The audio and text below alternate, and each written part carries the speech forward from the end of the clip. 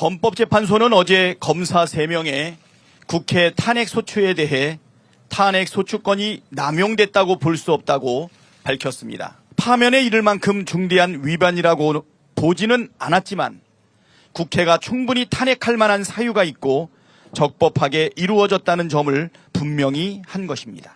국민의힘은 헌재 결정에 승복하십시오. 헌재 결정문에 이런 표현이 있다는 거예요. 탄핵소추권이 남용됐다고 단정할 수 없다. 헌법재판소도 민주당이 탄핵소추권 남용한 거 아니라고 했지 않느냐. 이 얘기입니다.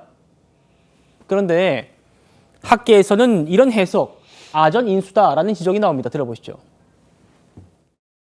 그 탄핵소추권을 남발했다 하더라도 무슨 법 위반했는지 이런 것들에 대해서 탄핵소추 사유에서 들고 있잖아요. 탄핵소추가 이유가 있는지 없는지를 따져봐야 한다. 따져볼 필요도 없이 각하해야 되는 건 아니다. 그거를 탄핵소추권 오남용이라고 우리가 단정할 수 있느냐, 그래서 각하할 수 있느냐, 그건 아니라는 거죠. 설령 다른 목적으로 뭐 다른 정치적인 의도가 있거나 그렇다고 하더라도 법 위반 사항이 있다라고 해서 주장한다면 그런 탄핵소추가 요건을 못 갖춘 건 아니라는 거예요. 공수제기 절차가 법에 위반한 게 아니라면 일단 유죄인지 무죄인지 따져봐야 되잖아요. 그런 거하고 같은 거죠.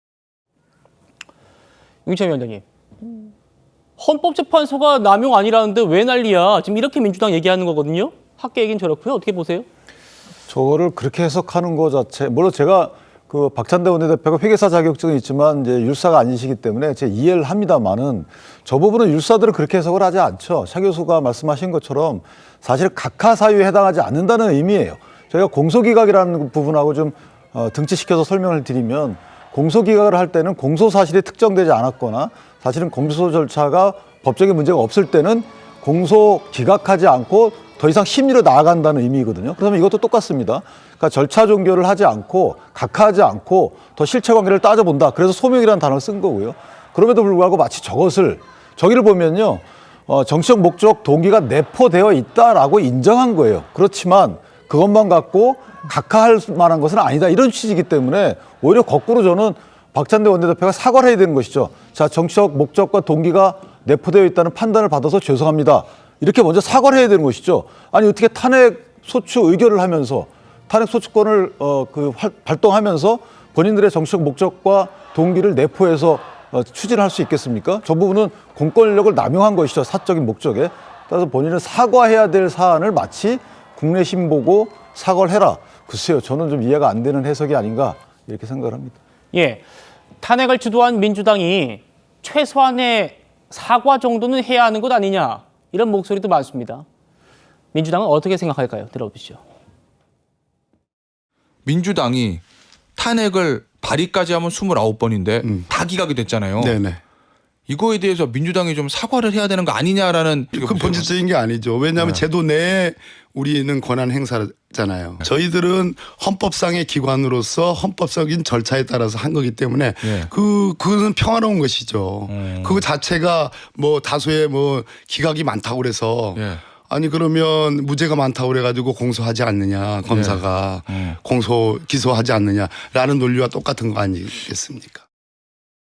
탄핵 당시 상황이 뭐 어쩔 수 없다 하더라도 이것은 뭐 과도한 그런 행위라는 것은 뭐 국민들 다수가 알고 있지 않습니까? 이 문제에 대해서는 민주당이 책임지는 모습을 보여주는 게 국민적 그런 정서에 부합하는 거고 그래야 또 역풍도 불지 않습니다. 1차적 책임은 윤 대통령이 있고 야당도 너무 감정적으로 그런 것들을 했다는 것에 대해서는 한 번쯤 자성을 해야 한다.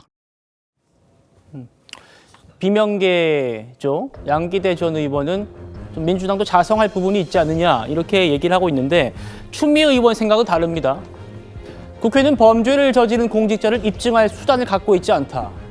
범죄를 부인하는 피소추자에 대한 증거 조사할 수 있도록 제도 보완을 하지 않으면 탄핵소추권은 종이 호랑이에 불과하다.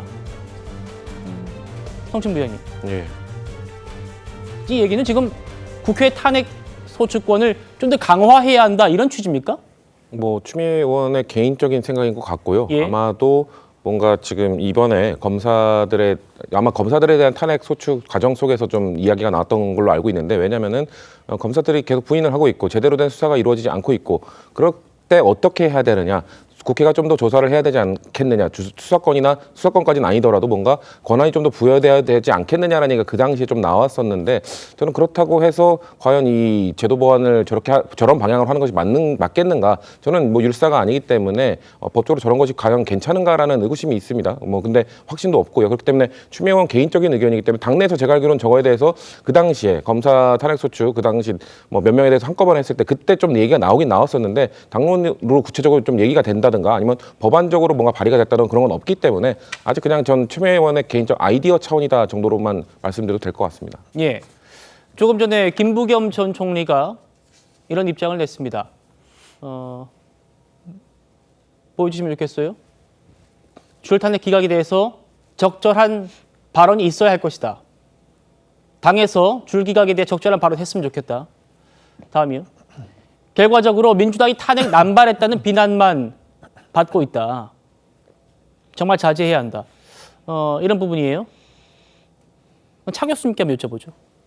뭐 당연히 당연한 발언을 저는 했다고 생각이 들고요. 좀 뭐 비명계가 지금 저렇게 공개적인 목소리를 하고 있지만 아마 모르긴 몰라도 민주당 주류 내에서도 사실 우리가 조금 정치적으로 지나쳤다 이런 데 대한 나름대로의 반성을 하고 있을 거예요. 그런데 문제는 지금 대통령 탄핵 국면이라는 상황에서 자신들의 정치적 행위에 대해서 뭔가 발을 빼는 듯한 모습을 보일 수 없다는 그런 현실적 고민이 아마 지금 때문에 좀 망설이고 있는 것이 아닐까 하는 생각이 들고 그리고 사실 어제 이재명 대표도 그런 이야기를 했잖아요. 지나친 측면이 있다.